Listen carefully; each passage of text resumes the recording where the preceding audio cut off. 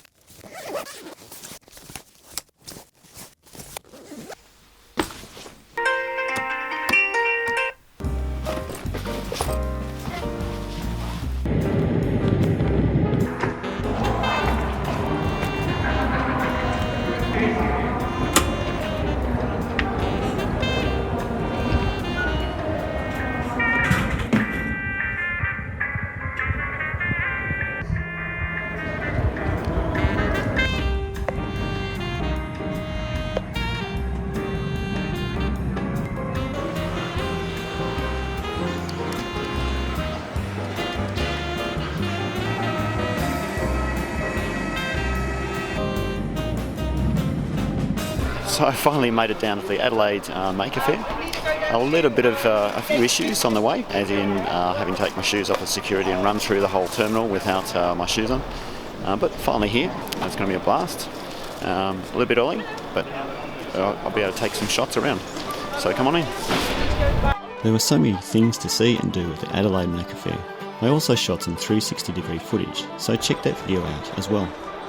ASTRO, which stands for Alternative Science and Technology Research Organisation, was there showing off a golden ratio sound device, magnetic tricks, and also some Tesla coils.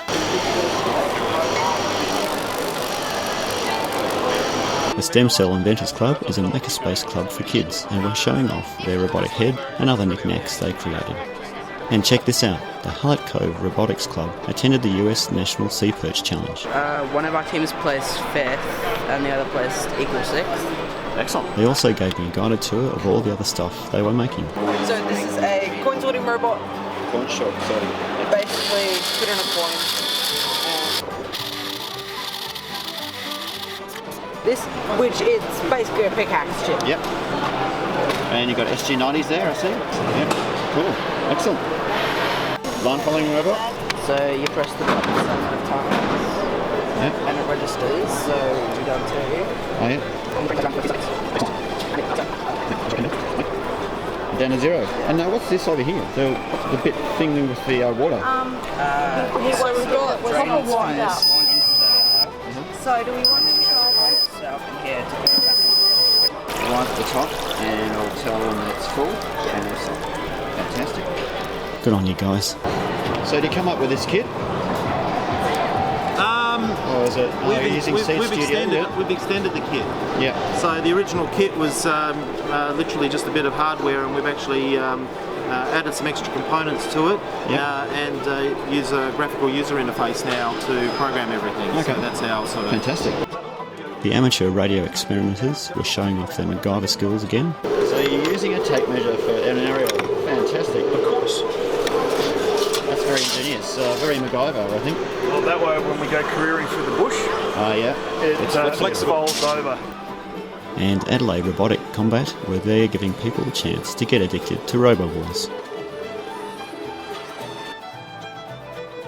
The Australian Dalek Builders Union brought along some very impressive Daleks. I think there was only one type of Dalek not present.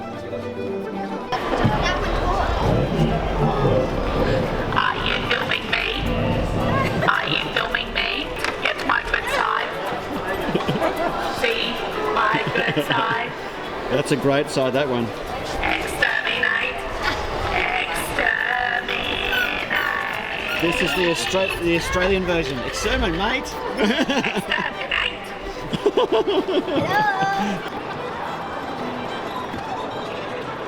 While over at HACKERSPACE Adelaide, there was a pretty cool canine, old retro Space Invaders, and some skull thing they were printing. So what are you doing here? You're just sitting here just looking at a screen. Yeah, well at the moment I'm just firing up this computer, which will soon be demoing an indie game that a friend and I have made together. It's called Cuddle Scuttle. Okay. While it's a fun arcade game for kids to play, it also teaches them about marine ecology. So you become a cuttlefish and you have to learn how to survive. Excellent. So I see you've got a QR code there. So if I just go zooming in on this, oh sure, yeah, you should be able to. All my viewers, you should be able to just grab your phone and scan that QR code in. Yeah, that's right. And if you're at HACKERSPACE, obviously come along and grab a controller and even bring 2 friends because you can play 3 players at a time and collaborate together. If any viewers want to know about your HACKERSPACE, where can they go to? Where can they go to? Oh, hackaddle.org, which looks like that. Let me just zoom in on that. Yep. That's the short URL. Yep. But yeah, fantastic. But come along. If you're keen and interested in this stuff, come along. You don't have to know anything. You'll learn it when you're here. Thanks, Pix. Cool. The Australian FPV were there with some last minute repairs. It's not really a Maker Faire unless you have some last minute repairs, really. And showing off some piloting skills.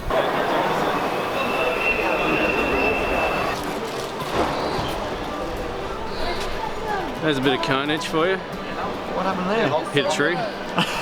With a GoPro on it. I think it's more than hitting a tree. No, that's it.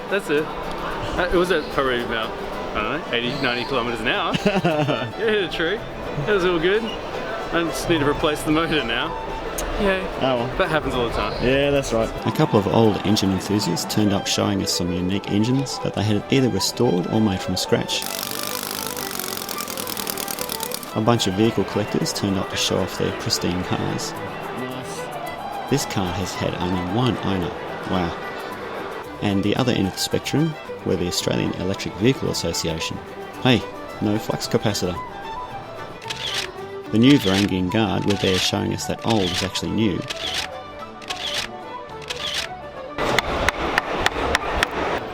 Although there were a few disagreements about that with some of the neighbours. I shall exterminate you. Exterminate. There were people creating PIC-controlled LED lights for Lego, and clubs dedicated to building just with Lego.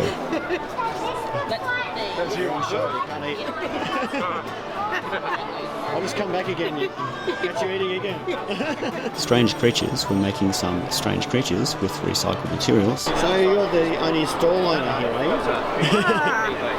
He's supposed to be running it, but he likes to talk, does he? He likes to. So what do you got here? I have a Phantom. We have a Phantom 3, a race quadcopter. Oh yeah, cool. We have it's a little fan that sucks all the fumes. Yep. It's like you can get lead poisoning. So there's a activated carbon filter that will suck it and push out clean air. Yep. And this is a Raspberry Pi irrigation system. Wow. And so what does it irrigate? Just all the plants. The garden. Trees, the shrubs. Okay, excellent. Yeah. Then kids got a chance to blow huge bubbles. Pretty impressive. And these vortex cannons were showing us just how stable vortexes can be. And a band of old seniors got together to create a chain reaction machine. There were, of course, the usual problems, which is half the fun. But now my boat's waterlogged, so it's not operating very well. You're turning the cogwheels. They turn around. Yep. Turns the fan on. Yep.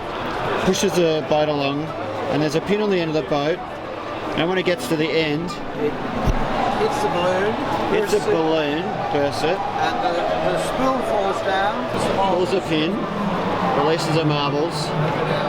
They go down there. Oh yeah, fires that. That goes off. It hits that, and that goes all the way down, and then It hits pushes the red magic button. switch, which will But it was a real blast for the crowds. There was a guy who had created a sonic manipulator, which allowed him to control all aspects of his synthesizer.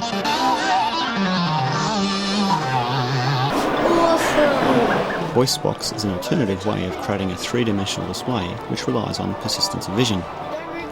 This is what it looks like in slow-mo. You can see it's just an OLED moving very fast. There were so many stalls and so many things to see and do. I was completely knackered by lunchtime. Maybe just a little rest. Nah, too many things to see. 3D printing systems managed to print a fully functional electric guitar. Use the new polycarbonate material in it and lift the car with it. So was it 240 kilos? 240 kilos, yeah, that long. Tinker Electric had on display their Tinker's World Clock and other things like a Facebook post like counter. Core Electronics were there with a wide range of hobby electronics and also some Lulzbot 3D printers. The Micro Brick was there, which is a great little Lego compatible robot built around Intel's Edison. There were some energy monitoring kits built around Featherwings and ESP8266s, and a new aerial called a Fontana, which improves the signal strength of Wi-Fi. 3D printer gear was showing off what you can actually make with printers, such as the Zortex M200. One of the great things I saw was a workshop to create your own robot. Flinders University and HACKERSPACE Adelaide both teamed up together to create this great ESP8266 based kit called the FHT bot. It contains enough motors and sensors to get you really addicted to electronics at any age level. You're doing a wonderful job there. I've never done anything like this before. Oh really? First time for everything. Will you do it again? For sure. In a heartbeat. You're getting your mum involved in I'm interested in Arduinos and 3D printers and stuff like that. What's one of the biggest projects you've worked on? So, personally myself, I started a big project based upon a smart wrist device for youth to get them incentivized into active travel. It's going to be a virtual pet along with a call alert like system. So it's a wrist device. So it's like, imagine a Tamagotchi style wrist device, but the Tamagotchi is only rewarded for active travel.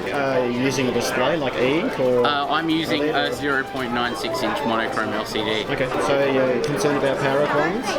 Yeah, but through the wireless connectivity that I have looked into, I believe that it will work on low power and it will be able to sustain a whole day. That's good. Well, I hope you enjoy your thank you very much. The University of South Australia was showing off what's possible with FPGAs. All done in hardware, so no software involved. Programming with the FPGA. It's quite a feat. The Australian Science and Mathematics School was showing some of the stuff they were making as part of their course. Last semester we had a subject at school called Concept and Create. Yep. Which essentially we had to find a problem and then figure out a solution to it.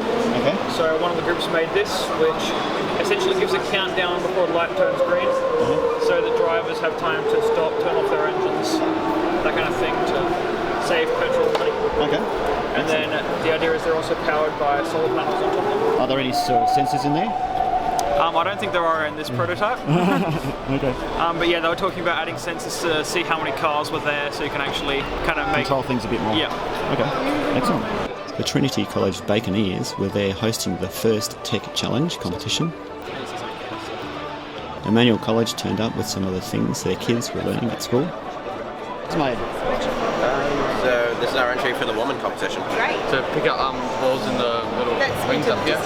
Yeah. Put it in here to get it into some holes. Okay. Unless Braden drops it. Alright, good on you guys.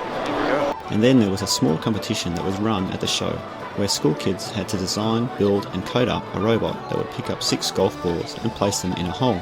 I didn't get a chance to see the winner, but from what I saw, I reckon these guys had it in the bag with their very practical, thinking outside the box approach. Well, I hope you enjoyed the Adelaide Maker Faire. Now I've got to fly back home and hit the sack.